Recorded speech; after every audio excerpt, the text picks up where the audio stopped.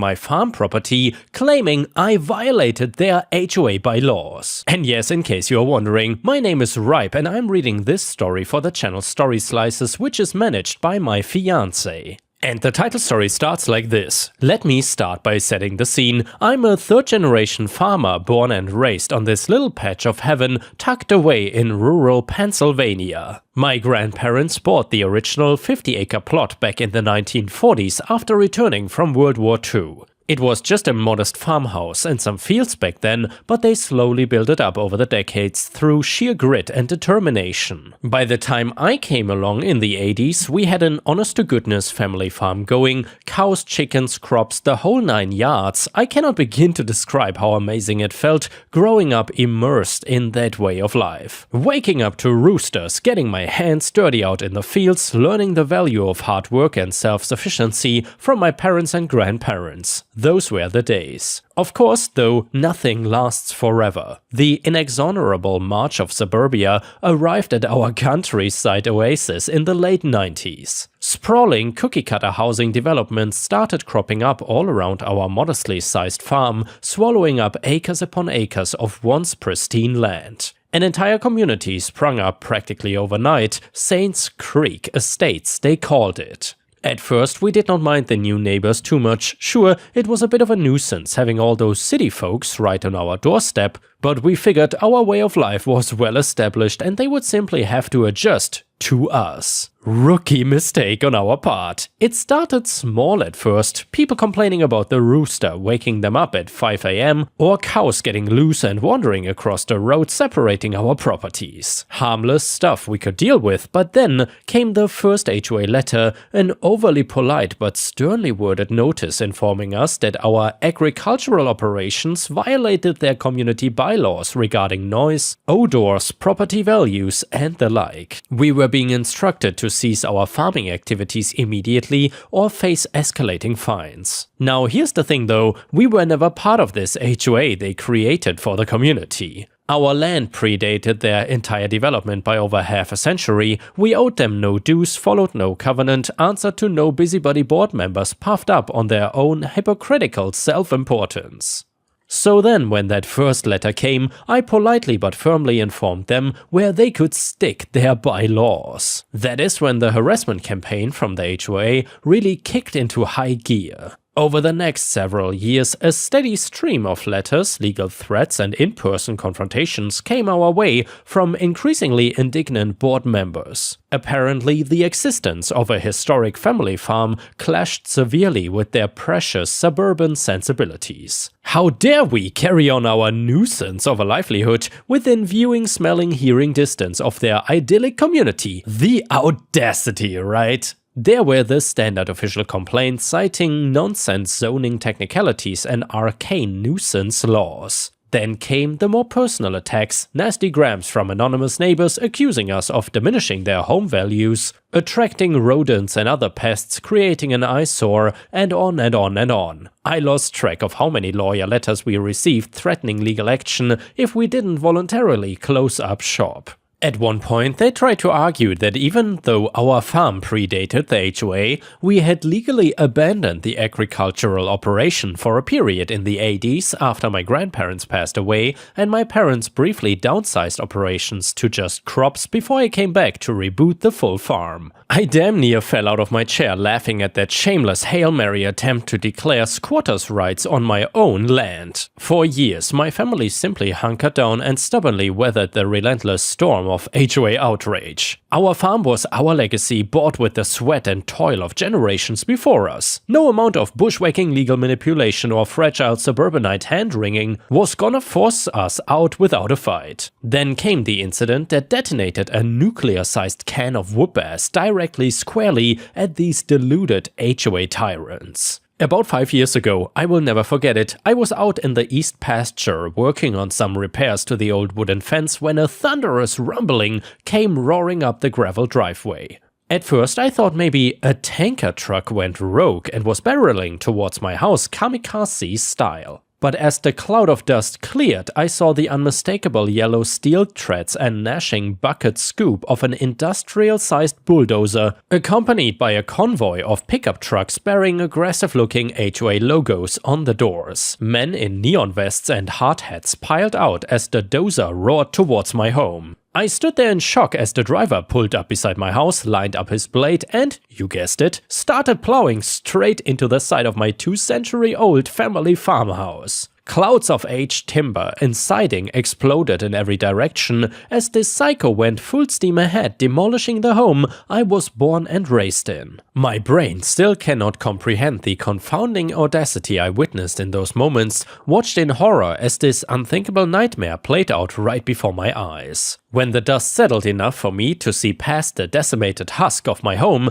the ring-leading HOA guy himself came striding across my land in a 3-piece suit looking like a demented parody of a mob boss. This joker named Brent had the detached arrogance and overinflated sense of self-importance typical of every caricature HOA villain you've ever heard about on Reddit. He sauntered right up to me, smug cat that ate the canary smirk spread across his bloated face, and announced that my farm and home were officially being deconstructed for violating the HOA bylaws. According to his infinite wisdom and authority, he had unilaterally decided that I was A member of his HOA whether I liked it or not, and B, that the decades upon decades of farm operations equated to a violation of residential noise, odor, and cleanliness codes. Therefore, he had authorized my property to be slated for complete demolition, farm and home, in the name of protecting his constituents' property values and maintaining homogeneous community standards. When I demanded to know by what authority this was being done, he proudly produced a letter from a law firm he had commissioned to draft some sort of blanket annexation documents that allegedly granted the HOA oversight of my family's private property, dating back to the founding of this renegade BS association. Then came the real kick to my nuts. This diabolical farce of a land grab was not just about me. After removing my blight of a farm, the wreckage crews were setting up heavy machinery to carve up my land into dozens of residential lots that the HOA would then subdivide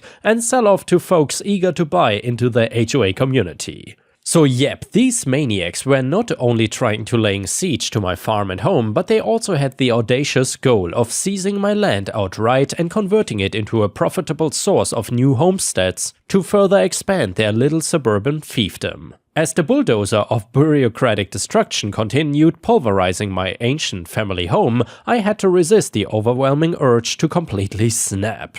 The only sane thought running through my head was, this cannot possibly be legal, can it? I wanted so badly to tackle this Brent clown to the ground and smash my fists into his face until he cried uncle, wanted to scream, throw things, call in the state troopers or something to shut this illegal annihilation down. But I knew if I escalated things violently from this point, it would only end up playing into the HOA's warped narrative. I had to keep my wits and fight this through the proper legal system, as inefficient and maddening as that would turn out to be. So with gritted teeth and fists clenched so tightly my fingernails drew blood from my palms, I looked Brent dead in the eye as my home was reduced to splinters behind me and defiantly said those fateful words, "Okay, a-hole, you wanna play? Then let's play." So from there on, I went full scorched earth through the judicial system. I hit these HOA crooks with everything I had. A gargantuan lawsuit citing extraordinary claims for damages, trespassing, destruction of property, emotional distress, you name it.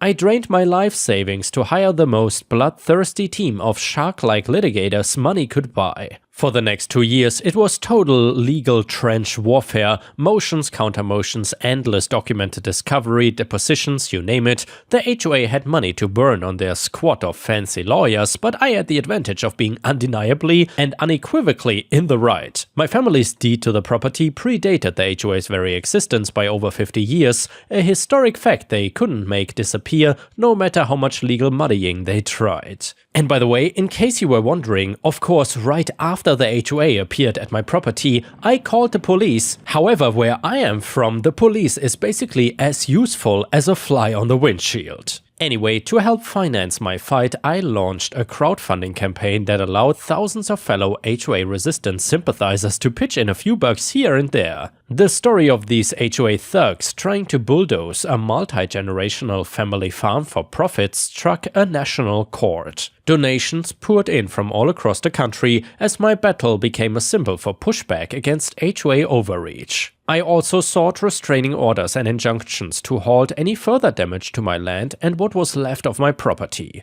The judge granted an emergency order for the time being, but it would all come down to the main court case to determine permanent measures. Throughout this saga, I have to give my brave wife and daughters immense credit for their strength and resilience. We were essentially rendered homeless, having lost the family farmhouse I'd grown up in. All that remained were a couple of slapdash temporary trailers haphazardly parked on what was left of my ravaged property. It was a challenging few years having to live amidst that dismal scene while the court battles raged on. When the main court case finally worked its way through the system, the HOA's legal avalanche started crumbling in spectacular fashion. It came out in discovery that not only was their annexation of my land completely illegitimate, but the entire demolition operation had been carried out using forged documentation and contractors being paid under the table in a blatant conspiracy to defraud the system. Brent, it turned out, had been operating a small-scale racket, hiring thugs and shady developers to seize private property under the guise of HOA authority, then splitting profits from unauthorized construction projects with them. An illegal scheme to demolish my farm and subdivide it into new home lots was just the latest and most egregious episode in his crooked campaign to enrich himself. As more and more evidence of corruption surfaced, the HOA's desperation became palpable. At one point, their lawyers filed a Hail Mary motion to try painting me as some homeless squatter brazenly trespassing and operating an illegal junkyard/agricultural plight on their community's rightful property. You could actually see the judges' eyes roll out of their skulls at that one. In the end, the judges overseeing my lawsuits wasted no time in not only vindicating me completely, but outright dismantling the HOA itself step by step as the full breadth of malfeasance was uncovered. I will spare you the tedious legal nitty-gritty, but essentially the entire HOA lost all oversight powers, governance, authority, everything they had. Multiple members of the old board faced criminal prosecution for fraud and financial crimes as well. So after a hard-fought battle spanning over 2 years and hundreds of thousands in legal fees, I was awarded complete and overwhelming victory. The court's final judgment awarded me over $3 million in liquidated damages, punitive penalties, personal restitution, you name it. Not only was I able to rebuild my family's farm from the ground up, but the enormous settlement afforded me the ability to purchase a vast part of the surrounding land that used to fall under the defunct HOA's umbrella. Suddenly now my lowly little farm expanded into a hundreds of acres agricultural preserve and conservation trust, forever protecting my family's legacy from future attempted land grabs. The former HOA busybodies who hadn't been indicted were left to stew in their own failure, impotently watching as their once tidy suburban kingdom unraveled into my own personal rural empire. I have to admit, after the magnitude of that legal victory fully soaked in, part of me did find some small satisfaction in sticking it to those HOA jerks one final time. I made sure to utilize every last loophole and exemption to operate my expanded farming operations without any hindrances whatsoever. Did the sounds of rooster crows and mooing cattle at 5 AM ruffle some entitled suburbanite feathers within earshot of my property lines? You bet. Did the occasional wafting aroma of freshly fertilized fields elicit grimaces and frantic window ceilings from the McMansion set? Like clockwork. But hey, I did not make the rules. I just played by the generous guidelines afforded to me as the court decreed agricultural preservationist presiding over these lands. To the HOA president Brent, who ended up behind bars, and his cabal of crooks, let's just say a memorably ironic form of community justice was served here. And yeah guys, if you enjoyed this story, please don't forget to like the video and leave some pizza slice emojis in the comments. But please don't leave just yet, because we have another mini story that I found in the comments of the story on Reddit, and it's actually really interesting. Here it goes. A few years back I went through my own nightmare dealing with a power-tripping HOA president in my neighborhood. Nothing quite as extreme as bulldozers demolishing homes, but it was a total headache that lasted way too long. See, my next door neighbor neighbor at the time was this retired older guy named Frank, who was one of the biggest busybodies I've ever met. This guy had been the HOA president for like 15 years and had this complex about maintaining the perfection and aesthetic integrity of our community, which really just meant enforcing a bunch of nitpicky rules to an insane degree. It started with Frank leaving me increasingly angry notes about tiny violations like my trash cans being visible from the street for a few hours or my lawn getting slightly overgrown after going out of town for a week. Just ridiculous tic-tac stuff that didn't bother anyone else. When I pushed back politely at first, attempting to discuss the issues like adults, Frank took it as a personal affront to his authority. And that is when the harassment and fines really started ramping up to an absurd level. $100 fines for parking a car in my own driveway overnight, $75 fines for unsightly potted plants visible through windows, stuff like that. It got to the point where Frank was shouting at me through my front door, leaving excessive notes in my mailbox every single day, and eventually trying to get me foreclosed on for not paying the ridiculous litany of petty fines that were accumulating. This guy was a total unhinged sociopath on a power trip. Thankfully, after documenting everything for months and getting lawyers involved, I was able to turn the tables. It turned out Frank had been illegally funneling HOA fees into his own personal accounts and forcing through all kinds of code violations without proper hearings or community consent. Long story short, the guy got booted from the HOA board, ended up having to pay me a settlement, and was almost criminally charged before he issued a groveling apology. But those were some dark months dealing with his insane crusade against me and my total lack of respect for neighborhood decorum. Honestly, people with that HOA power complex become blinded by their own deranged senses of importance and entitlement. They let these micro HOA kingdoms go to their heads until they start abusing their authority in progressively more unhinged ways. Frank is just one example, but I've